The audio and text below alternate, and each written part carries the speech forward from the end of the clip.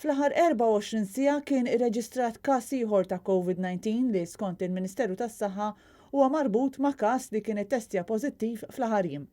Kollox jindika allura li dan huwa każ ta' trasmissjoni lokali. Bejn is-Sibt u l-Ħadd kienu reġistrati żewġ każi oħra li wieħed minnhom kien ta' tifla li rritornat pajjiżna mis-safar u li kienet tattendi skola sajf.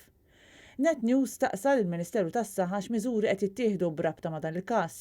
Kelliema għall-Ministeru spjegatilna li t-tfal li kienu fl-istess klassi tat-tifla kif ukoll l-liema tagħha jinsabu fi kwarantina. Madankollu l-iskola qed tkompli topera b'mod normali. Il-każ li ieħor li feċ fit-tmiem il-ġimgħa kien ta' immigrant minn fost dawk li ddaħlu pajjiżna nhar il-ġimgħa. L-istess kelliema qaltilna li l-grupp kollu jinsab fi kwarantina u għalkemm il-membri l-oħra tal-grupp kienu rriżultaw negattivi għall-virus huma se jerġgħu jkunu ttestjati fi żmien ġimgħa. Mhux magħruf jekk il-każ il-ġdid ta' tnejn hux marbut mal-każ tat-tifla jew tal-immigrant.